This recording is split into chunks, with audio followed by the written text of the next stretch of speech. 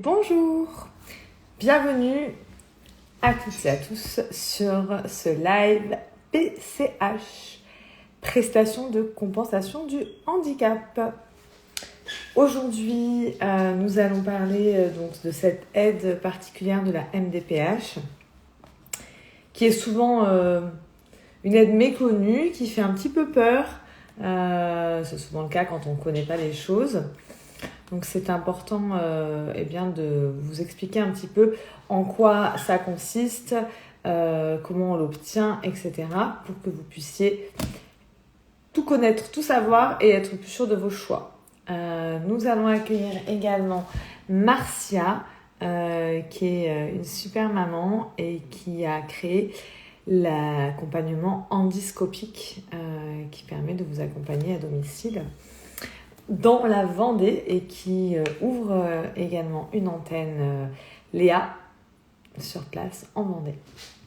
Alors je vais commencer, le temps que Marcia se connecte, par vous parler de ce guide que certains d'entre vous connaissent. Ce guide, il est très très important parce que tout ce que je vais vous expliquer aujourd'hui, vous allez pouvoir le retrouver à l'intérieur. Donc vous avez un sujet sur la PCH, donc bien sûr on parle de la MDPH, on parle des règles des dossiers CPAM, transport, etc., du parcours du dossier MDPH, mais on parle aussi de la PCH. Alors, je regarde simplement si Marcia est arrivée, parce que je ne la vois pas encore, ce qui m'inquiète un petit peu à vrai dire. Donc je vais continuer. Je vais envoyer un petit message. Non, je ne peux pas parce que j'utilise mon téléphone professionnel pour lui écrire. Je ne peux pas. Bon, écoutez, on va commencer. On va attendre. Elle va se connecter au bout d'un moment. Donc, pour lancer votre demande de PCH, comment ça se passe ? De la même façon que pour faire une demande d'AEH, pour la PCH, il suffit de remplir le dossier MDPH. Ce dossier, je vous montre si vous ne le connaissez pas encore. Il est ici. Trop de feuilles. J'en tire un qui est déjà agrafé. Voici comment ça se passe. Le dossier à la MDPH. Donc, une fois que vous avez ce dossier, il suffit de le remplir. Alors, bien sûr, vous avez l'association Léa qui est là pour vous aider à la remplir. Et lorsque vous avez besoin de savoir qu'est-ce qui sera mieux pour vous et d'avoir une évaluation entre la EEH et la PCH, il suffit de le cocher à la page 17. À la page 17, on vous demande ici, moi j'ai déjà tout de coché, je ne sais pas pourquoi dans ce dossier. On vous demande si vous voulez l'AEH ou la prestation de compensation du handicap. Une fois que vous avez coché une fois que vous avez coché la demande de PCH ou d'AEH, vous recevrez normalement une visite de la MDPH à votre domicile pour élaborer avec vous et voir avec vous quels sont vos besoins. Alors, en termes de PCH, il existe plusieurs, items, plusieurs volets pour la PCH. Le premier, c'est le volet aidant familial. Le volet aidant familial, c'est le fait de rémunérer la personne qui va s'occuper de l'enfant. Donc, vous êtes la personne qui s'occupe de l'enfant, vous ne travaillez pas du tout, vous avez renoncé à votre emploi, vous avez droit à des heures de PCH majorées, soit 6,49 €, si je ne dis pas d'ânerie, par heure. Ça peut être 3 heures par jour si votre enfant va à l'école, 5 heures, 6 heures, 8 heures. Si votre enfant ne va pas du tout dans un centre ou à l'école, ces heures-là, il peut y avoir 30 heures.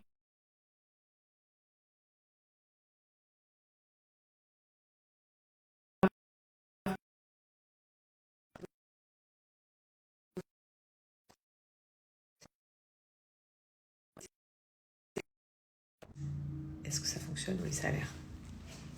N'hésitez pas à me mettre pas à m'entendre, n'hésitez surtout pas à l'écrire parce que je reçois beaucoup d'appels en même temps et que du coup, forcément, ça complique un petit peu le live. Le deuxième volet de la PCH, c'est l'embauche d'un tiers. Dans le cadre de votre PCH, vous pouvez demander à embaucher quelqu'un. Ça peut être une personne que vous embauchez en direct avec des tickets CESU.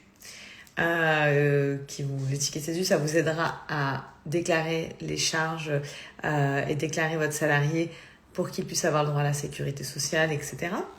Et ça générera automatiquement les fiches de paye, un petit peu comme quand vous êtes à la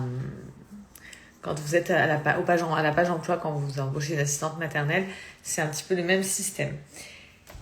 Vous avez la possibilité d'embaucher également une association d'aide à la personne, par exemple, qui va vous fournir une TISF ou un prestataire qui va vous fournir une personne pour vous aider dans le ménage, une personne pour vous aider avec les enfants. Il y a plein de possibilités. Cette PCH-là, c'est... Ah, voilà, elle arrive. Marcia, à la rescousse. Hop. Je t'invite.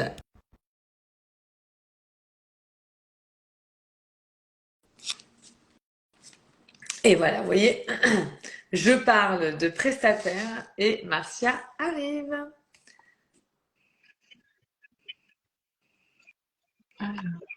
Alors là, on va...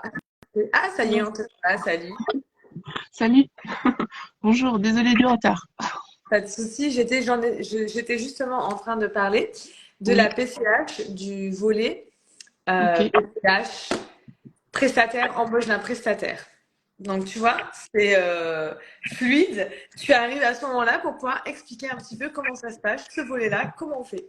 Comment on fait? Donc, Martial Léry, du coup, moi, je suis la directrice du SAD endoscopique, du coup, basé en Vendée. Donc, c'est un service d'aide à domicile. On intervient, du coup, auprès des particuliers. Et nous, on est spécialisé dans la prise en charge du handicap, donc des enfants, des adultes, des jeunes adultes, des adultes et des seniors. Voilà. Comment ça se passe du coup? Alors nous, on est assez attachés au fait que du coup les personnes puissent nous contacter en direct. On fait une étude de besoin et on voit avec vous du coup s'il y a des demandes particulières, notamment si les dossiers ont déjà été mis en place dans le cadre de la PCH, donc la prestation de compensation du handicap. Si vous êtes déjà bénéficiaire de l'AEEH, donc c'est l'allocation d'éducation d'enfants en situation de handicap. Donc, tout ça, Beaucoup de on l'a bon, déjà bien expliqué. Ouais. d'accord, ça marche. Et du coup, après, pour la mise en place, on se cale du coup, nous, avec la notification que vous avez reçue, du coup, en général, et il y a un volume horaire qui est défini, en tout cas, sur le temps pris en charge par la PCH pour pouvoir intervenir auprès de vos enfants. Voilà. Ok, alors, admettons que je reçoive une notification, j'ai 120 heures payées 19 € de l'heure, Oui. mais que le prestataire, lui, il demande 22 ou 25 € de l'heure. Comment je fais? Eh ben, du coup, le reste à charge, donc la différence entre les 23 et les 26 euros de l'heure, du coup, la différence sera à la charge du coup des familles. Donc après, soit nous, en tout cas sur la Vendée, je sais on est en partenariat avec la plateforme de répit. Donc on peut aller solliciter éventuellement en fonction des situations financières des aides en plus pour pouvoir être pris en charge à hauteur de 5 euros par heure du coup de prise en charge, ce qui fait que ça vient réduire encore un peu plus le reste à charge. En tout cas sur la Vendée, c'est comme ça que ça fonctionne. D'accord. Alors nous ici, souvent, ce qui se passe, c'est que le prestataire va prendre la globalité de la somme. Oui. Donc c'est, admettons, à 22 € de l'heure. La PCH, on va donner 20 € de l'heure pour arrondir pour 100 heures. Oui. Euh, donc ça fera 2000 € par mois. Oui. Il va le diviser par 25 € de l'heure. Et il Ok. viendra 25 € de l'heure pour pas qu'il y ait un reste à charge. Mais Ok. c'est très compliqué parce que du coup, les parents, ils disent, mais moi, je n'ai pas les heures qu'on m'a données, mais Mm. le montant de la totalité est prélevé. Donc ça, c'est souvent ce qui se passe ici et ce qui complique un petit peu la vie des parents. Ouais.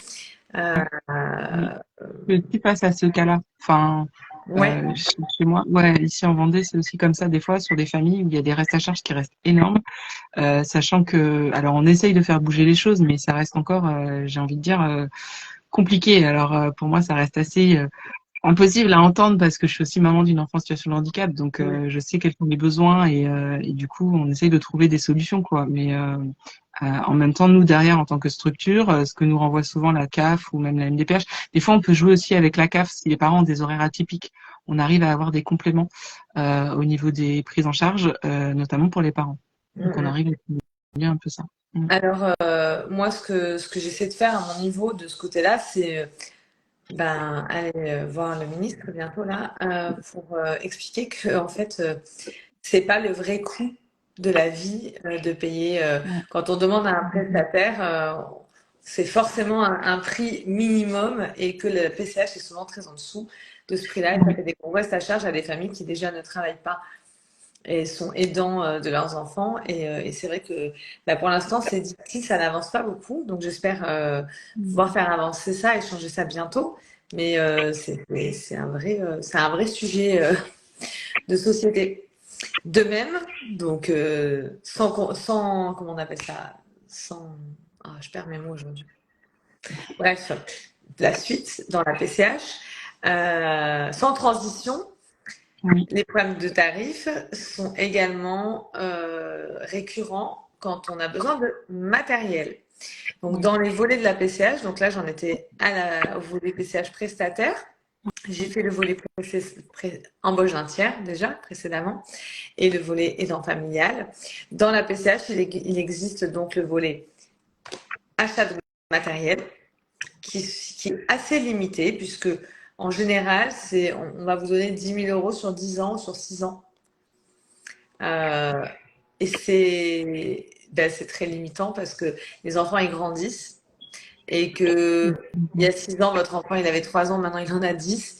La taille de la poussette, la taille du fauteuil, la taille du transat de bain, elle peut pas être restée la même et l'enfant il évolue et on est obligé de faire évoluer le matériel en fonction de ses besoins, de son évolution physique, de son âge, de son poids, de sa taille.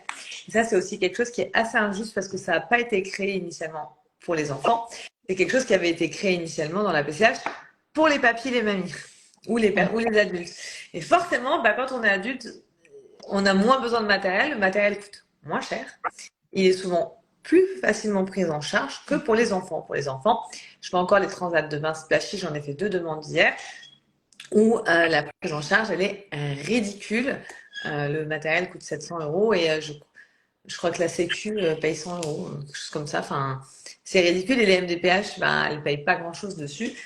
Donc, on en revient à des familles qui sont obligées de créer des associations pour leurs enfants pour pouvoir subvenir au matériel qui coûte trop cher et qui n'est pas assez suffisamment remboursé et bien pris en charge, mais aussi pour tout ce qui est stage intensif. Mais ça, c'est encore un autre sujet, les stages intensifs. Ça fera l'objet d'un futur live.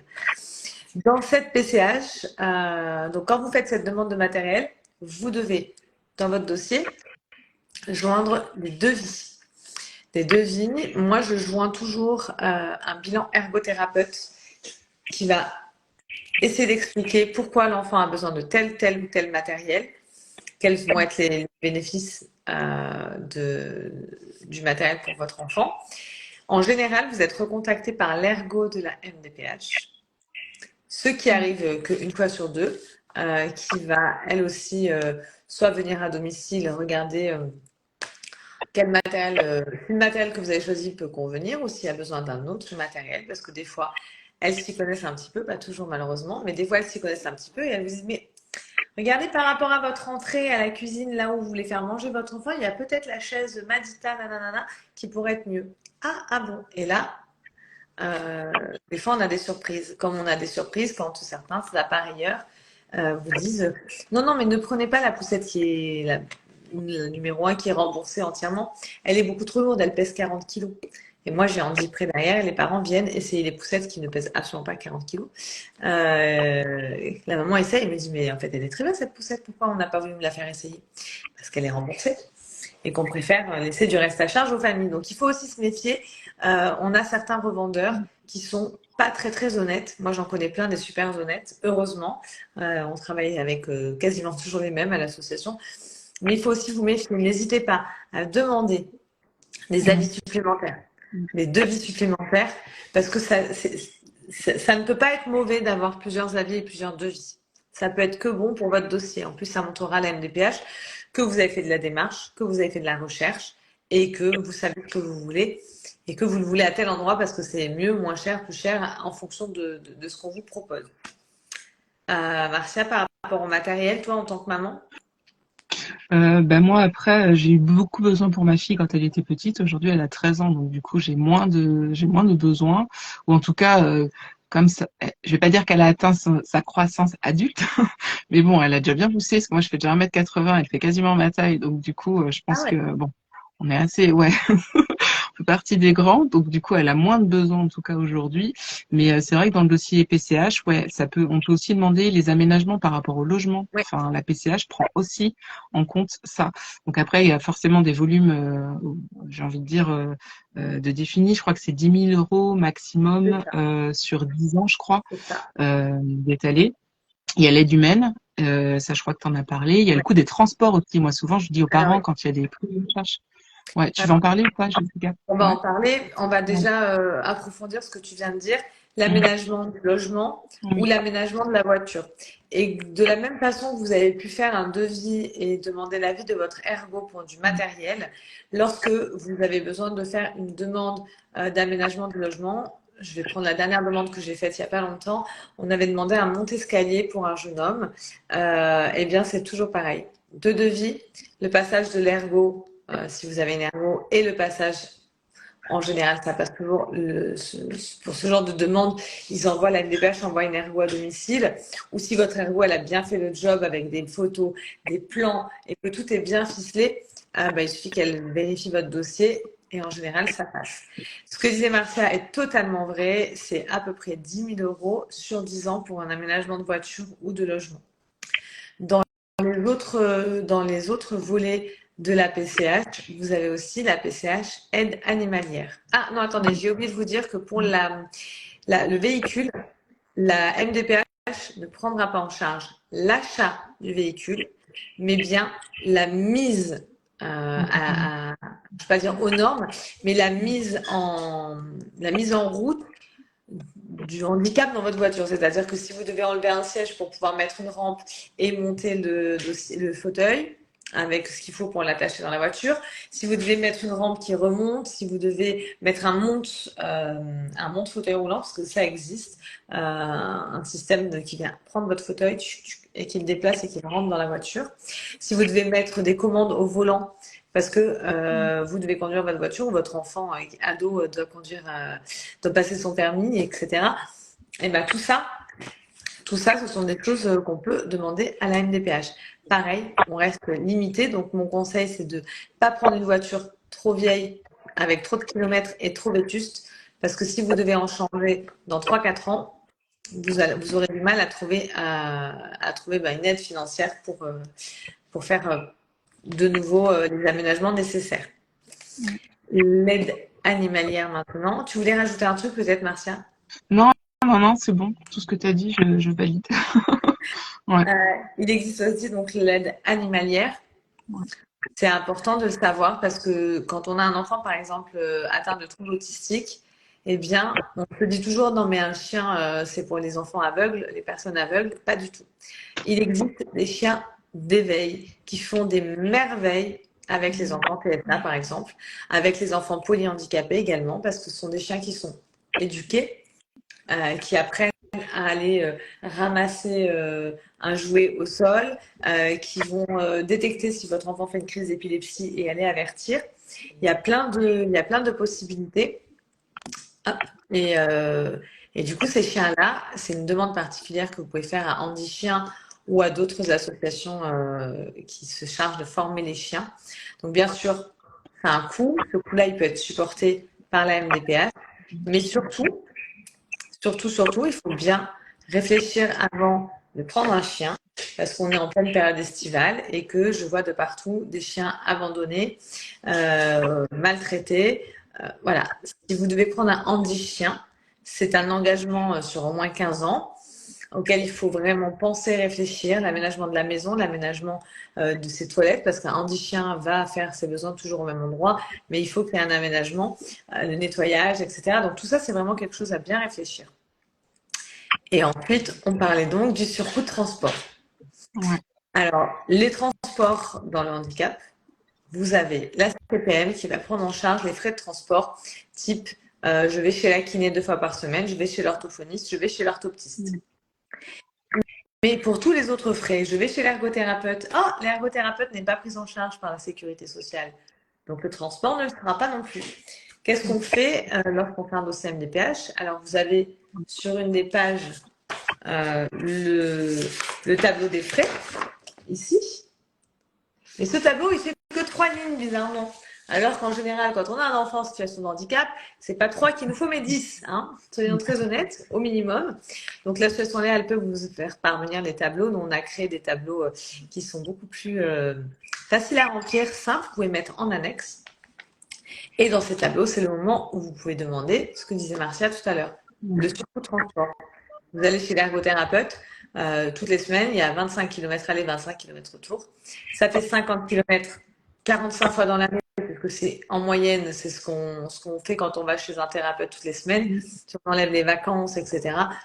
Dans le devis qu'on demande, on demande 45 séances. On va 45 fois par an chez l'ergothérapeute. 45 fois, on fait 50 km. Faites le calcul. Ça peut vite chiffrer de façon astronomique. Ouais. Après, ça, je crois que c'est budgété aussi. C'est pas 10 000 euros sur 10 ans, je Ça crois. dépend. J'avais vu. Alors, Ouais, on a des MDPH qui vont donner 6 000 euros sur 3 ans, 10 000 euros sur 6 ans. Ça, le maximum, c'est 10 000 euros. Ouais. Mais on n'a pas vraiment de... Enfin, moi, j'ai déjà eu des notifications sur 10 ans et d'autres sur 6 ans pour les 10 000 euros. D'accord. Okay. Donc, la moyenne, c'est 10 000 euros sur 10 ans. Moi, dans ces frais-là, je rentre les frais de stage. Quand les familles doivent aller en Pologne ou à Barcelone et qu'elles y vont en voiture, oui. Je demande toujours aux parents de le mettre dans ces frais-là.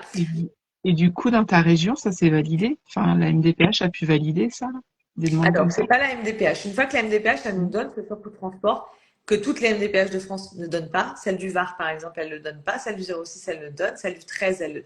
Enfin, on est tous à côté et personne ne fait pareil. Ça, c'est un peu embêtant des fois. Mais ce qu'il faut savoir surtout, c'est qu'une fois que vous avez cette notification, ça ne dépend plus de la MDPH.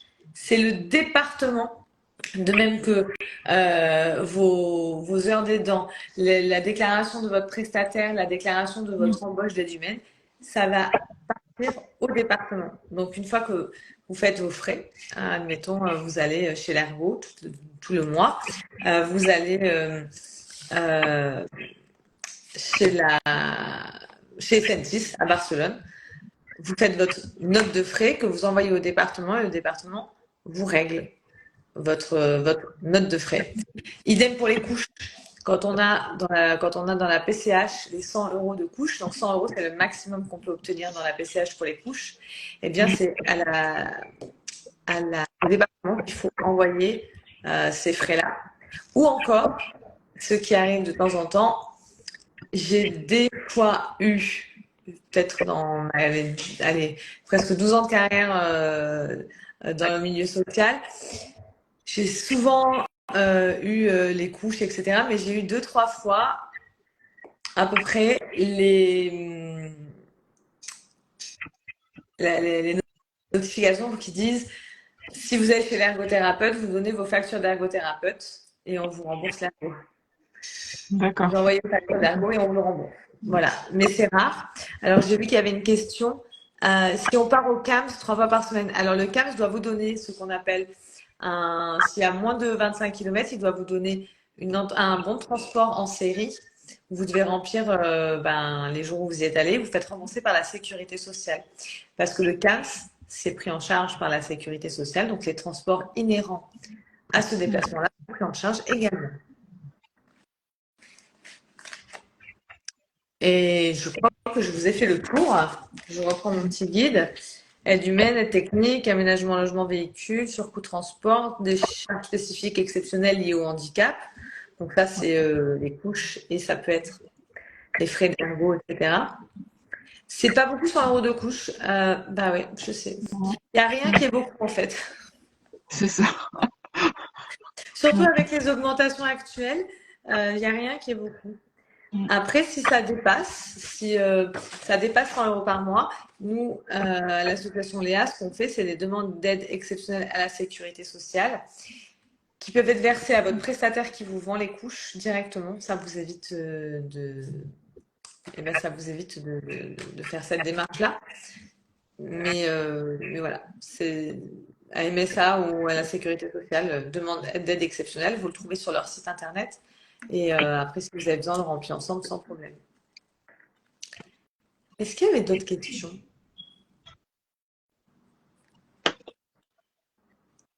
On n'a pas parlé du droit d'option. Au début, je vous ai parlé de tous les volets de la PCH. Je vous ai expliqué que quand vous faites une demande, en général, ils viennent à la maison pour ou ils téléphonent ou ils viennent pour évaluer. Je ne sais pas si tu as déjà assisté à cette évaluation, Marcia. Ouais, si. On va pas partir sur le sujet. Des fois, ça m'agace en fait de voir qu'il y a une enfin, je sais pas, on sent vraiment que les personnes qui viennent évaluer, je me dis des fois, mais en fait, elles mesurent pas. Donc, elles ont plutôt tendance à minimiser le coût, alors qu'en fait, les besoins, ils sont probants, que les familles, elles ont des vrais besoins, que les choses sont là devant leurs yeux. Alors après, c'est toute une gymnastique, je dirais, pour pas non plus trop les brusquer, pour pas les frustrer. Donc, à chaque fois, quand on essaye de se trouver notre positionnement aussi quand on accompagne les familles, mais tout en essayant quand même de leur faire entendre voilà ce qui est quoi. Ouais, et ça c'est très compliqué parce que souvent les gens de la MDPH sont des recrues qui ne connaissent pas forcément le handicap. Avant c'était des assistantes sociales, des éducatrices, des infirmières. Maintenant ce sont des évaluatrices. Et j'en ai rencontré quelques-unes qui n'avaient jamais parlé de handicap avant d'être recrutées. Et du coup, forcément, elle se base sur, je pourrais vous le donner si vous me demandez, elle se base sur ce qu'on appelle un GEVA, un GEVA de la du CNSA sur l'évaluation de la PCH ou de l'AEH. Et en fait, des cases à cocher et elles vont dire, bah voilà, alors je vais vous donner l'exemple de ma fille, hein, ça va être plus simple, Calista. Pour la douche, j'en ai à chaque fois à peu près pour entre 15 et 45 minutes si je dois laver ses cheveux ou pas, par exemple. Bon, ils vont estimer que le temps de douche, ça va être 8 minutes. Parce qu'ils ne vont pas compter le temps de la déshabiller, le temps de la rhabiller, le temps de lui sécher les cheveux, de lui démêler les cheveux, tout ça. Et ça, c'est vraiment le plus gros problème. C'est aussi pour ça que je suis en pleine... Bon, je vous en parlerai plus tard, hein, mais je suis en plein exposé des motifs pour... Ils sont pas prêts, les MDPH, de ce qui va leur arriver à la rentrée. On est en train de travailler avec plusieurs députés et Grandir sans cancer sur une réforme nationale de toutes les MDPH. Donc ça risque de... Ouais, il est grand temps, mais ils sont pas prêts. Ils sont pas prêts parce que ce qu'on va demander, c'est... Ils sont pas prêts. Je vous en dirai plus tard quand j'aurai terminé de travailler dessus et quand on pourra un petit peu en parler dans la presse et tout ça. Mais voilà, ça c'est un vrai problème. Donc ils viennent à la maison, ils évaluent les gestes que vous faites au quotidien. Vous devez laver votre enfant, vous devez le stimuler. C'est important de toujours dire quand vous stimulez votre enfant, un enfant qui mange pas tout seul, vous lui donnez à manger, mais vous le stimulez. Allez, on ouvre la bouche, allez, et on donne à manger. Le temps de stimulation, souvent, il n'est pas assez pris en compte. La stimulation pour habiller l'enfant en situation de handicap, c'est pareil. Hein, on ne va pas le être. Allez, tu te couches et tu. Non, allez, on essaie de faire bouger les jambes, on essaie de faire bouger les pieds. Chaque chose est chaque geste du quotidien pour nos enfants en situation de handicap est un vrai travail, que ce soit pour le parent, mais pour l'enfant aussi. Puisque vous incitez votre enfant à bouger ses jambes, à bouger ses pieds, à bouger sa bouche, vous l'incitez toujours, vous le faites travailler dans tout ce que vous faites. Et ça, il faut le faire prendre en compte. C'est très important de toujours parler. Voilà. Je stimule mon enfant pour ci, je fais ci, je fais ça, pour manger, pour dormir, pour ci, pour ça. Il faut vraiment détailler un maximum. Et surtout, pour ouvrir le droit à la PCH, il faut, et ça, vous l'avez dans le guide et je vais vous le lire parce que il faut que votre enfant ait une perte d'autonomie persistante. C'est un enfant avec une dyslexie, ça ne fonctionnera pas pour la demande de PCH, je vous le dis tout de suite. Il faut que ce soit des difficultés absolues. La première, bon, je vais vous les lire, mais pour toucher la PCH, l'enfant doit présenter une difficulté absolue, impossibilité pour la réalisation d'une activité importante du quotidien. La difficulté est absolue si vous ne pouvez pas du tout réaliser l'activité. Ou au moins 2 difficultés graves, comme la mobilité, donc le fait de se déplacer, l'entretien personnel, s'habiller, se déshabiller, se laver, aller au WC, la communication, parler, comprendre un message verbal, non verbal, comprendre une phrase simple, les relations avec autrui, avoir des relations, un enfant qui était ça par exemple, les relations avec autrui, elles sont compliquées. Il va pas pouvoir aller au foot comme un enfant lambda. Il va pas pouvoir aller à la cantine. Il va pas supporter le bruit. Il va pas supporter. Il va pas comprendre. J'ai eu le cas il y a pas longtemps, une maîtresse qui ne comprend pas que l'enfant ne dit pas bonjour, au revoir, merci, s'il te plaît. Mais parce que ça ne rentre pas dans le cadre de ce que l'enfant il est capable de il ne va pas rentrer dans la politesse, ce genre de choses. Pour lui, parler à quelqu'un, c'est quelque chose de plus sommaire. Il va droit au but. Il ne passe pas par les gnangnans et gnagnas que nous, on nous apprend depuis qu'on est petit. Parce qu'au final, on fait bien la politesse, mais un enfant qui est très pragmatique dans son langage, il ne va pas parler bonjour, merci, s'il vous plaît, cordialement. Non. De l'eau, voilà. Et ça, il y a des personnes qui n'arrivent pas trop à l'entendre. Mais... Donc, c'est ce qu'on appelle la difficulté des relations avec autrui et d'avoir une communication verbale, non verbale avec les autres. Voilà. Pour avoir la PCH, il faut que ce soit des difficultés qui durent au moins 1 an. Ça aussi, c'est bon à savoir parce que si vous avez un enfant qui a eu une opération ou un accident de la vie et qui passe quelques mois à l'hôpital ou quelques mois avec 2 plâtres, 2 jambes dans le plâtre ou quelque chose, vous ne pourrez pas bénéficier de la PCH. Il faut que ce soit au moins 1 an de persistance. Et chez nous, je sais qu'il faut que tu vois que le besoin, il a été constaté en tout cas depuis au moins 3 mois, quoi. Quand on fait des demandes, ils nous demandent aussi depuis combien de temps, voilà, etc. Parce que je trouve assez triste, pardon, c'est les parents qui ont des enfants en situation de polyhandicap, de refaire le dossier tous les ans. Je ne sais pas si au niveau des lois, vous pouvez faire bouger ça. Alors, ça, mais du coup, c'est plus censé exister parce que c'est déjà passé au niveau des décrets. C'est quelque chose qu'on a déjà signalé plein de fois. Normalement, les dossiers sont pour 3, 6, 8, 10 ou permanents même. Comme les cartes CMI, maintenant, elles sont permanentes pour les enfants qui ont des difficultés qui ne vont pas évoluer malheureusement. Mais néanmoins, pourquoi les dossiers sont à refaire régulièrement? Parce que un enfant, à l'inverse d'un adulte, ça évolue, ça change. Les besoins des parents changent, ce qui est thérapeutique change. Et donc, du fait de tous ces changements, à la base, c'était la raison qui faisait que la MDPH demandait des dossiers régulièrement. On en vient à la future loi. L'idée, ça serait d'ouvrir des droits pour tel enfant sur 10 ans, pour que ses parents aient le droit à la PCH ou à l'AEH et qu'ils puissent en changer comme ils ont envie en ayant un site dédié. Chaque mois, ils peuvent dire, voilà, ce mois-ci, je déclare ça, je déclare ça. Et on lui donne ce qui est le plus intéressant pour lui.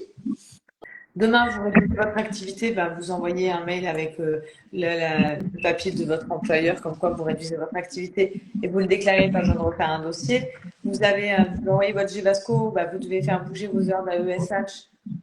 Et avec le GVASCO, vous dites voilà, on a besoin de plus d'heures, de moins d'heures, finalement il faut une AVS individuelle plutôt que mutualisée, etc.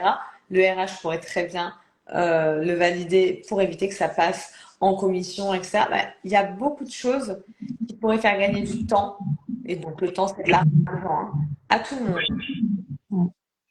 Éviter d'avoir beaucoup de commissions, parce que les gens ont l'impression que quand on est membre de la CDAPH, on voit tous les dossiers.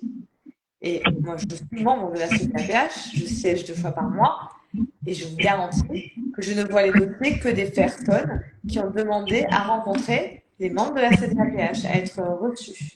Les milliers de demandes, je les reçois le soir par mail et je passe ma nuit dessus. Donc, quand j'arrive en CDA, j'ai des cernes jusque-là, parce qu'ils nous les envoient la veille pour ne pas nous laisser beaucoup de temps, finalement, quelque part.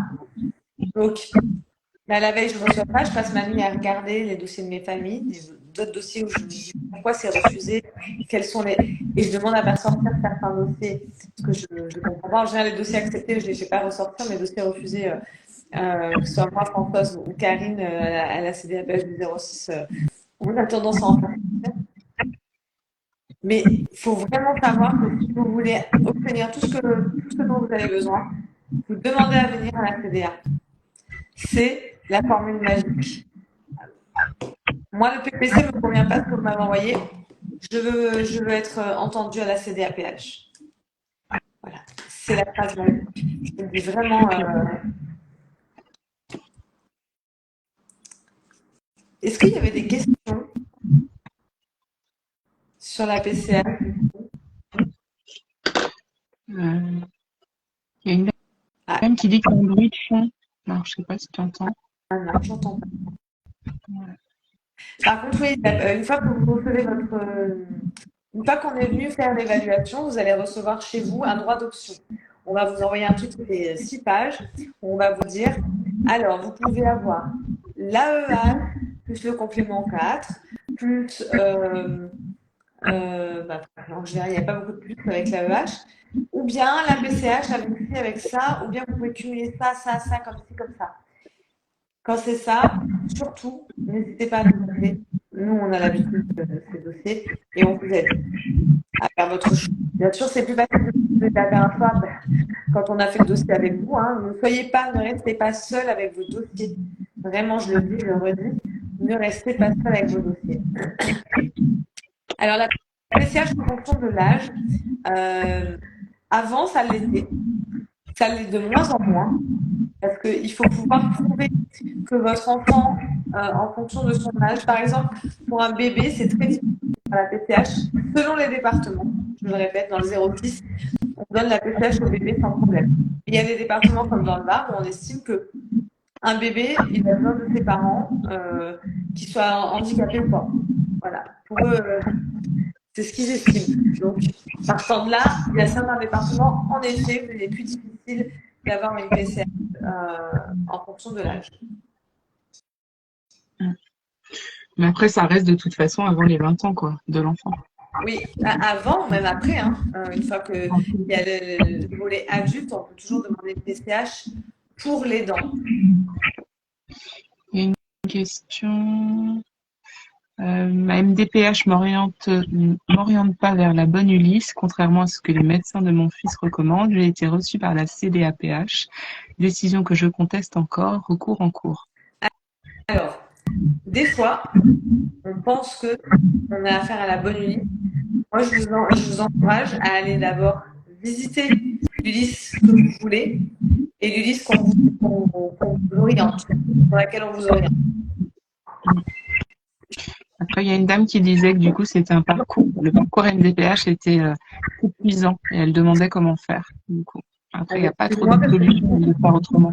Ma chienne, il y a Christelle qui est arrivée et ma chienne qui s'est levée de son truc en faisant aboyer. Donc, j'essaie de la contenir pour pas qu'elle aboie. Je ne suis pas très, très convaincante, apparemment. Le parcours MDPH, comment faire pour que ce soit moins épuisant? À part de vous faire soutenir par l'association, je n'ai pas beaucoup de solutions. Il n'y a pas énormément de solutions pour l'instant. J'espère que dans quelques années, on aura réussi à résoudre ce genre de choses et que ce sera beaucoup plus simple et que tout le monde sera content d'aller faire son dossier MDPH en ligne. Un autre conseil, ne faites pas votre dossier MDPH en ligne. Les sites ne sont absolument pas opérationnels. La moitié des pièces jointes disparaissent, elles n'arrivent pas jusqu'à la MDPH, ou elles apparaissent avec une mauvaise qualité d'image. Ça, c'est un autre problème. Le dossier de Sacha a été accepté, mais Sacha, c'est un mes petits, ça oui, Mandy. Le temps que a été accepté pour la VSH, c'est la carte de prioritaire, mais le reste en cours de validité, c'est normal. Je n'ai pas votre dossier en tête, Mandy. Le plus simple, c'est de m'envoyer un mail, que je regarde ce qu'on avait demandé. Mais déjà, c'est cool si vous avez eu de la VSH, je vais noter, je vais mettre votre dossier à jour. AESH, carte. Ensuite, je vais visiter l'UX notifié et eux-mêmes ne comprennent pas la présentation. TFC, on m'enlève vers la TFL. Alors, dans ce cas-là, le plus simple, c'est soit que le RH téléphone à la MDPH pour dire, écoutez, on ne comprend pas pourquoi vous avez orienté cet enfant vers une TFC alors que, vers un TFM alors qu'il relève de la TFC. Tout simplement. Et vous faites changer cette modification. Normalement, on n'a même pas besoin de passer par un recours. C'est une erreur. Mais c'est vous qui vous orientez quand même là-bas, ça serait bien d'avoir l'explication. Pour aidant familial, j'ai demandé, c'est ça que tu parles, que je vais recevoir un autre dossier. Ah, donc là, tu as reçu l'AESH, les cartes. Et est-ce que c'est pas normal que tu n'aies pas reçu le droit d'option? Je ne sais plus si on avait fait une demande de PCH pour ce dossier. Je n'ai pas en tête. Le plus simple, c'est de m'envoyer un mail parce que je n'ai vraiment pas en tête ce qu'on avait demandé. J'en fais 10 par jour, alors j'arrive pas à me souvenir de tous. Je suis désolée. Je peux essayer de me connecter en même temps pour jeter un coup d'œil du coup. Et ensuite... RH, point d'interrogation. ERH, enseignant référent handicap. Ah, j'avais pas le... Ok. Oui, 3 mois d'attente. Je sais pas mais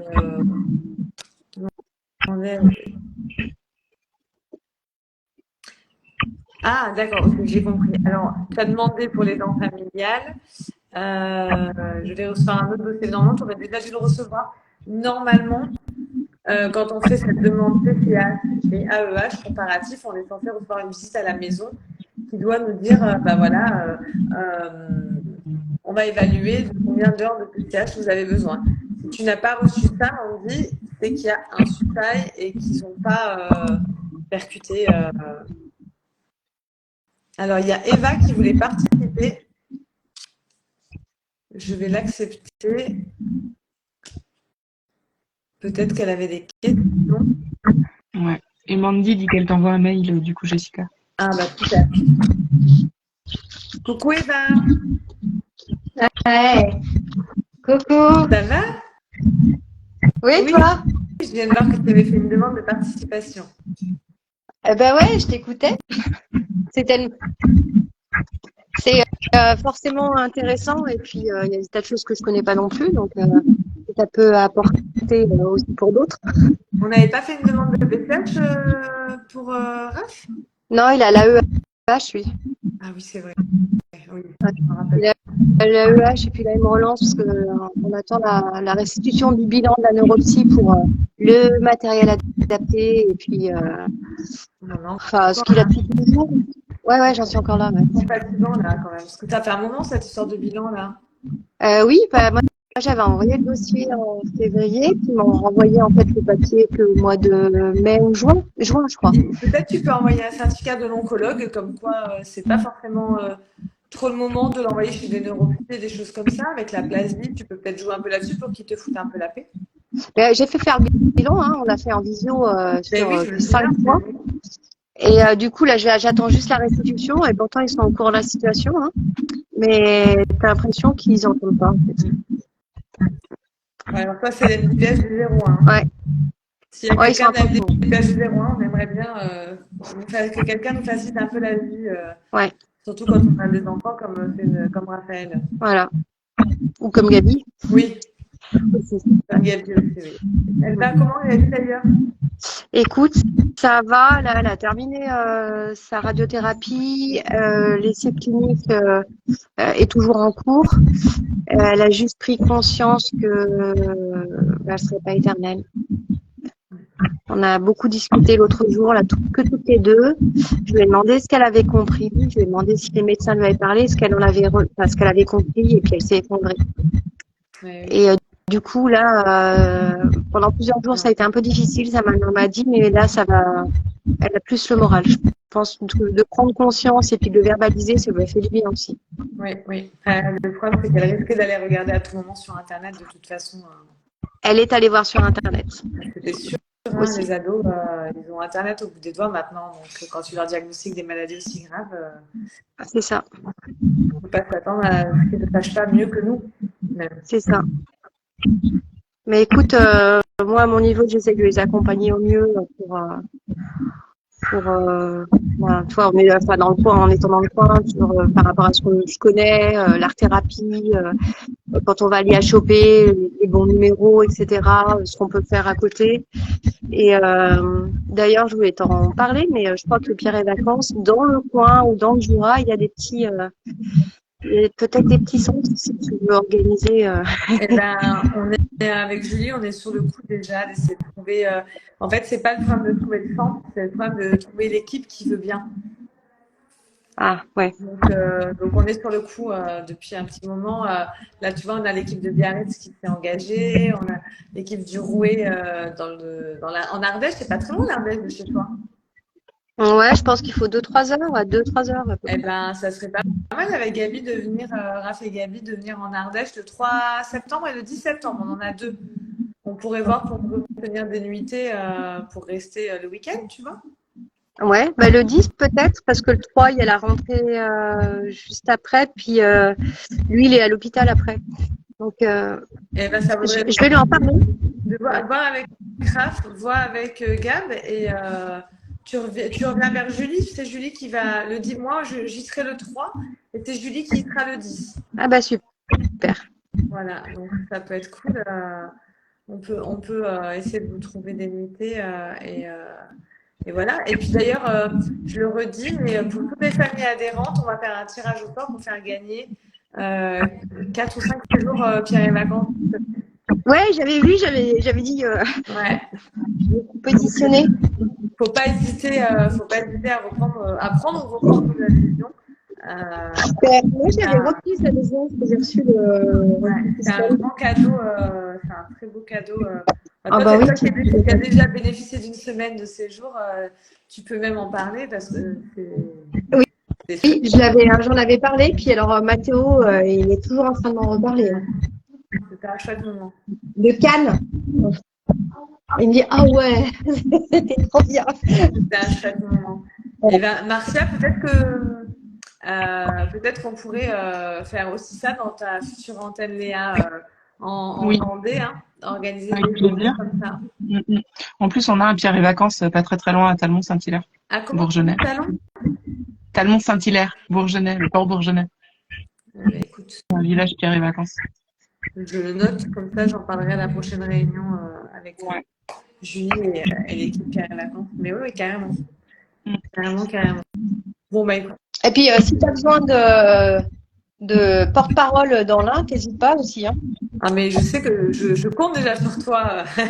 Comme maman porte-parole depuis presque 10 ans maintenant qu'on se connaît déjà. Ouais. Mon Dieu. Ça passe trop vite. J'ai encore parlé de toi hier, tiens d'ailleurs. De l'assaut hier. Non, lundi, à une centre sociale de l'Ain. Par rapport à tout ce que vous avez dit. On fait la formation pour les centres sociales, hein, si elles ont besoin. Ouais.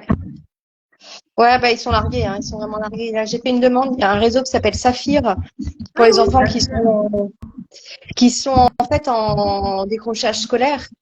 Et du coup, moi, j'ai fait une demande. Alors, ça les a étonnés parce que généralement, c'est des enfants qui sont placés, qui sont vraiment en décrochage, qui n'ont plus rien, etc. Et moi, c'est ma voisine qui m'en a parlé, qui est éducatrice. Et en fait, il ne rentre pas dans les clous. En fait. Mais pourquoi ça? Bah parce qu'il est quand même à l'école, que c'est à cause de la maladie, donc la maladie elle sera toujours là, donc tu comprends, du coup ça changera pas, alors que il a besoin de reprocher, il a besoin de se projeter professionnellement. Bah le SAPAL là ils vont prendre contact, ils sont en vacances, ils réouvrent que le 15 août, Mais le SAPA, ils ont du mal quand même à abonder sur tout ça. Et sauf que moi, Raph, il est complètement décroché. T'imagines, là, il a 3 ans de retard, que ça va faire 1 an qu'il n'a pas été à l'école. Ça va être difficile, là, cette année. Ouais. Alors, avec Julie, on était justement. Je vais inviter Julie sur le live en espérant qu'elle puisse venir, qu'elle soit en réunion. On a beaucoup pensé à ce problème de décrochage scolaire, de difficultés scolaires dans le handicap, dans la maladie, parce que le quotidien n'est pas simple et qu'on ne passe pas notre temps à l'école. Regarde, tu vois, Kaïssa, l'année prochaine au collège, elle ne pourra pas aller à l'école le mercredi parce qu'elle est en soins. Et si elle a des matières importantes, on va se retrouver coincée, un peu comme tout le monde. Et on a pensé, on a passé un partenariat il n'y a pas très longtemps avec un Koulou. C'est une plateforme pour aider les enfants à l'instant T. Tu es en train de faire un devoir, tu comprends rien aux fractions, ton gamin il te dit mais maman, les fractions, non, non, non, non. T'es largué, bon, et ben, tu appuies sur ton application et tu as un prof à l'instant T qui va aider Raphaël ou Calista ou d'autres enfants avec les fractions. Et ben, ça fait partie d'un projet pour les enfants, pour les adhérents de l'association. Ça fait partie d'un projet pour aider, mais bon, pour l'instant, on n'y est pas encore, mais c'est dans les Ouais. C'est dans les projets 2024.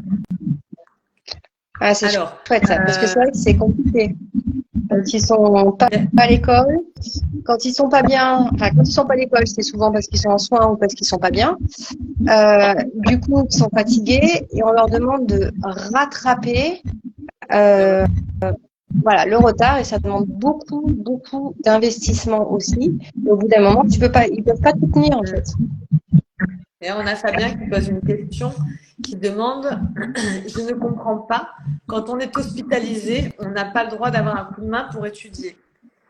Alors, quand on est hospitalisé, il y a des profs dans les hôpitaux qui viennent distribuer quelques petits polycopiés dans les chambres, en général plus la maternelle et un peu de primaire. Et quand les enfants sont à l'hôpital et qu'ils sont en soins, souvent ils sont plus en train de vomir, en train de ça qu'en train d'étudier, ou trop fatigués pour étudier. Et le plus gros du travail, il se fait quand on rentre à la maison, parce qu'il y a peu d'accompagnement scolaire en dehors de l'hôpital et que c'est assez compliqué, surtout de rattraper les cours qui sont ratés, comme disait Eva. Voilà.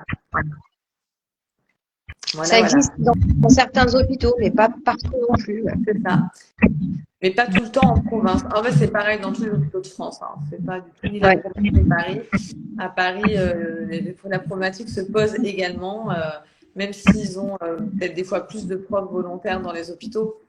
Le problème à la maison est récurrent quand un enfant a passé 1 an à faire des allers-retours à l'hôpital et n'a pas été à l'école pendant une année. Rattraper une année. Voilà. C'est ça. Moi d'être surdouée et encore. Et même en étant surdouée, pas. Alors nous, on a le SAPAD. Oui. Mais c'est vrai que ça fait limite. C'est souvent 1 heure, 2 heures par semaine, mais 1 heure ou 2, c'est pas suffisant effectivement. Mais ça fonctionne bien par contre. C'est vrai qu'en tout cas pour Raphaël, ça fonctionne bien. La dualité, il apprend mieux. Il a plus de facilité à poser les questions quand il comprend pas. Et c'est quelque chose qui fonctionne bien. Mais ça n'enlève pas le côté sociabilisation qu'ils n'ont pas. C'est ça. Et qui est important. Les copains, les copines, c'est quelque chose d'important. Et ça, pour ce qui est soutien scolaire, là, Jessica, est-ce que tu sais si ça peut être pris en charge, toi, de ton côté, dans le cadre de la PCH ou pas? S'il y avait des accompagnements de possible? Malheureusement, je n'ai jamais réussi, dans le cadre de l'AEH et dans le cadre de la PCH, à faire prendre en charge ni le soutien scolaire, ni certains frais de garde. Ouais, c'est des choses qui ne sont pas encore rentrées dans le quotidien, mais rassurez-vous, prochain projet de loi, le logement pour les parents, etc., ça devrait s'enclencher. Ouais. Alors, mon cartable connecté, oui, alors on les connaît bien, hein, Marcia? Oui. Les cartables connectés. Malheureusement, ça ne fonctionne pas partout et pas pour tout le monde. Et souvent, le gros problème, il vient du réseau à l'hôpital, très honnêtement, parce que on a très très peu de réseau dans les hôpitaux et ça ne fonctionne pas forcément avec toutes les classes parce que tous les professeurs des écoles ne sont pas partants non plus pour avoir un cartable connecté dans la classe. Enfin, il y a pas mal de... L'idée est géniale, mais il n'y a pas tout le monde qui suit, quoi. Voilà, c'est encore pareil, c'est humain, c'est l'humain derrière qui ne suit pas forcément et c'est plus ça qui est embêtant qu'autre chose en fait. Ouais, mais ce serait quand même tellement plus simple. Tu vois, il y a des choses, il y a des belles initiatives. Si tout ça, c'était nationalement accessible de partout, que ça Et fonctionnait. obligatoire. Mais en fait, Ouais. ce qui est dommage, c'est que c'est des choses c'est du bon sens. Ouais. Et que c'est des choses comme ça que moi, après, je suis obligée de passer des heures et des heures et des heures pour les mettre dans la loi. Parce que les gens sont cons et n'acceptent pas de façon naturelle et bienveillante les choses nouvelles qui arrivent. Comme dans les écoles, où moi, je vois tous les jours, ah non, mais c'est bon. Hein. Oh, l'autisme, c'est une mode, arrêtez avec eux. Ils sont tous autistes si on vous écoute, machin.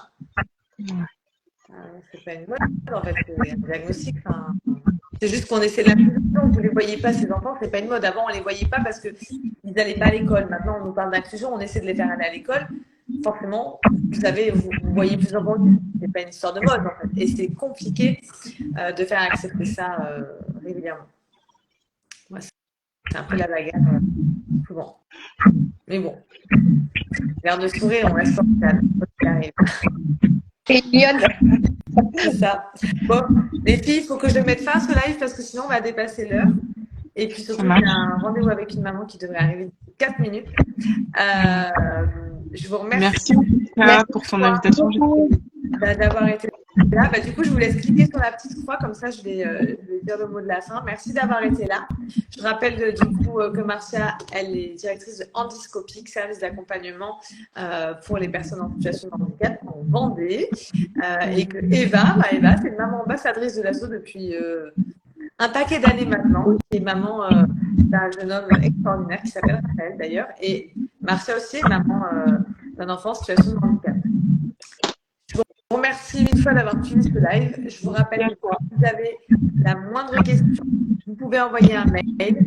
Vous pouvez également nous appeler. On a un numéro vert qui est gratuit. Il est le 0805 950 874. Bien, vous pouvez nous contacter par mail à l'adresse info@asso-ba-sans-accent.org. Voilà. Je vous souhaite une belle après-midi. Et belle journée à vous. À bientôt. À bientôt. Salut.